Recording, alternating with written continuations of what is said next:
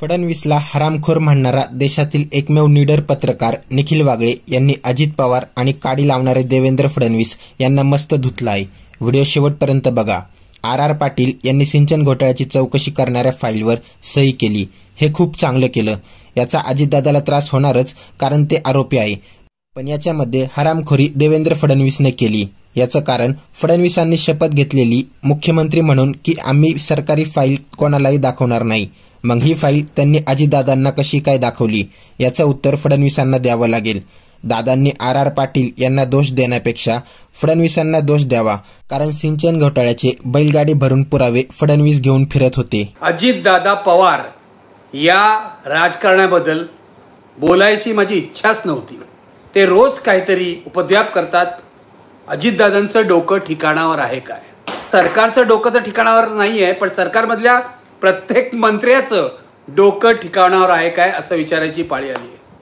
काय बोलतायत अजितदादा? कशासाठी बोलताय? म्हणजे मला असं वाटलं की लोकसभेच्या पराभवानंतर त्यांना नैराश्य आलेलं आहे. या नैराश्यातून ते बोलतायत.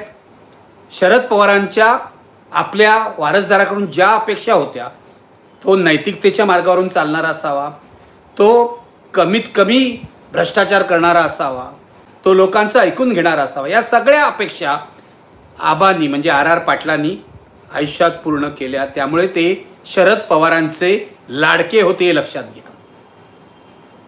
आता झालं, शरद पवारांचे लाडके होते म्हटल्यावर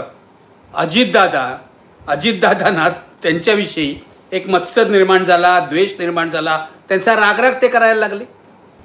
आता अजितदादांची हीच पोटदुखी होती. सत्तेचा माज असा दाखवायला पाहिजे, सत्ता अशी राबवायला पाहिजे, आपल्या आजूबाजूला 4-5 हुजरे पाहिजे, आपला आदेश पाळला गेलाच पाहिजे. ही जी हुकुमशाही प्रवृत्ती असते ती अजितदादांमध्ये नखशिकांत भरलेली आहे.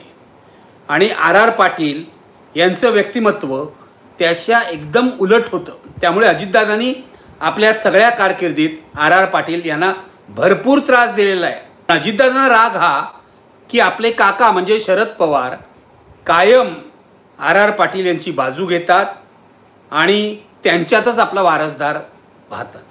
हे सगळं जे गरळ आहे वर्षानुवर्षे मनात भरलेलं, कालच्या सभेमध्ये, त्या प्रचार सभेमध्ये बाहेर आलं. त्यांनी असा गौप्यस्फोट केला की माझ्यावर जेव्हा 70,000 कोटीच्या इरिगेशन घोटाळ्याचे आरोप झाले, तेव्हा ACB चौकशीच्या फाईलवर आर पाटील यांनी सही केली होती. म्हणजे अशी सही करून आबांनी माझा केसाने गळा कापला असा आरोप अजित पवारांनी काल केला. आणि हे यांना सांगितलं कोणी? तर 1914 नंतर जेव्हा देवेंद्र फडणवीस मुख्यमंत्री बनले, तेव्हा त्यांनी अजित पवारांना बोलवून आबांनी सही केलेली, आर पाटलांनी सही केलेली ती फाईल दाखवली म्हणे. आता आर पाटलांना जाऊन 9 वर्ष झाली आहेत. 9 वर्ष अजितदादांनी हे मनात साठवलं आणि कालच्या सभेमध्ये बाहेर काढलं. आपल्या पक्षाचा माणूस आहे, आपला सहकारी आहे, म्हणून त्याचा भ्रष्टाचार दडपावा असं आर पाटलांना वाटलं नाही. याबद्दल त्यांचं आता अभिनंदन करायला पाहिजे. मला त्यांचा संपूर्ण अभिमान वाटतो, कारण अशी माणसं आजकालच्या राजकारणात दुर्मिळ झालेली आहेत. मुद्दा असा आहे की आबांनी सही केली, हे उत्तम केलं. अजितदादा तक्रार करणारच. अजितदादा हा आरोपी आहे ना, आरोपी तक्रार करणारच. पण ह्याच्यामध्ये हरामखोरी जी केलेली आहे ती देवेंद्र फडणवीस यांनी केलेली आहे. याचं कारण गुप्ततेची शपथ घेतली होती त्यांनी मुख्यमंत्री म्हणून की आम्ही सरकारी फाईली कुणालाही दाखवणार नाही. मग ही फाईल त्यांनी अजितदादांना कशी दाखवली? देवेंद्र फडणवीस यांना जाब द्यावा लागेल की अशा प्रकारे शपथेचा भंग करून तुम्ही ही फाईल अजितदादांना कशी दाखवली. आणि लक्षात घ्या, तुम्हाला जर कोणी सांगत असेल 70,000 कोटीचा घोटाळा वगैरे काही नाही आहे, या घोटाळ्याचे संपूर्ण कागदपत्र उपलब्ध आहेत. हे कागदपत्र भाजपने जमवले होते. त्यावर भाजपचे नेते देवेंद्र फडणवीस असतील, एकनाथ खडसे असतील, विनोद तावडे असतील बोलत होते. आणि आमच्याकडे एक बैलगाडी भरून पुरावे आहेत म्हणून त्यांनी आंदोलनही केलं होतं, लक्षात घ्या. तेव्हा हा घोटाळा खोटा नाही. माझ्यावर खोटे आरोप होतात, हे जे अजितदादांचं म्हणणं आहे हे साफ खोटं आहे. माझं तर म्हणणं आहे की अजितदादा, माझंच म्हणणं नाही, सगळ्यांना माहिती आहे, 70,000 कोटीच्या घोटाळ्याला घाबरून, साखर कारखान्यातल्या घोटाळ्याला घाबरून भारतीय जनता पक्षात गेले. माझं म्हणणं आहे, जर घोटाळा खोटा होता, खोटे आरोप होते, तुम्ही घाबरलेत कशाला? हिंमत दाखवायची ना. इथे लोकांना माज दाखवता सत्तेचा, हिंमत दाखवायची, तुरुंगात जायची. तुरुंगात जायला अजितदादा आणि त्यांचे सहकारी घाबरले, म्हणून भाजपमध्ये गेले, म्हणून भाजपच्या वॉशिंग मशीनमध्ये शिरून स्वच्छ होण्याचा त्यांनी प्रयत्न केला. आणि आता मुळातच स्वच्छ असलेल्या आणि नैतिकता पाळणाऱ्या आर पाटलांना दोष देत आहेत.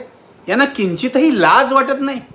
आपल्या मृत्यू पावलेल्या सहकार्याबद्दल असं जो बोलतो तो सुसंस्कृत आहे असं मी मानत नाही, हे लक्षात घ्या.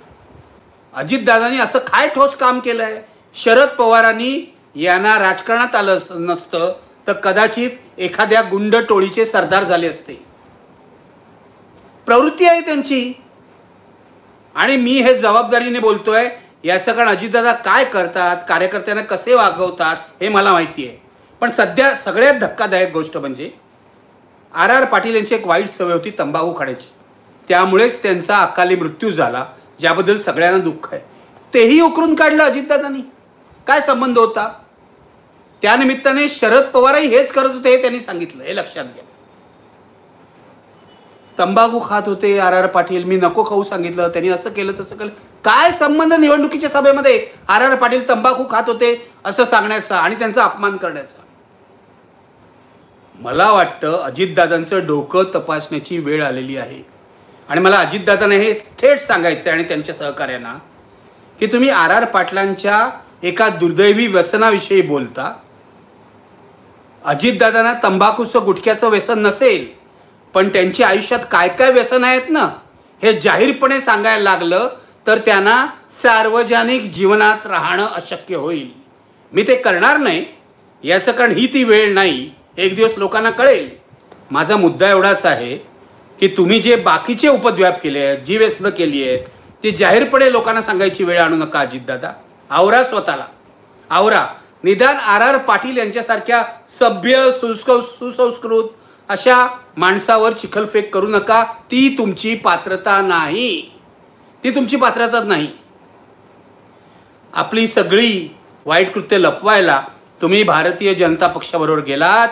तशी वेळ आर पाटलांवर कधी आली नाही. पण आली असती तर आज मी 100% सांगतो, जसे जयंत पाटील हे शरद पवारांबरोबर राहिलेत तसेच आर पाटील यांनी शरद पवारांची साथ सोडली नसती, हे लक्षात घ्या. अजिबात सोडली नसती शरद पवारांची साथ. मला आत्ता कळलं की शरद पवार अजितदादांना उत्तराधिकारी का मानत नाहीत. मला हा कायम प्रश्न पडायचा की शरद पवारांच्या मनात अजितदादांबद्दल राग का आहे.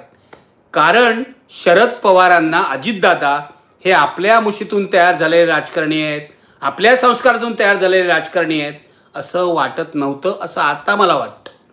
आणि एका गोष्टीबद्दल धन्यवाद. काल तुमच्या भाषणाने तुम्ही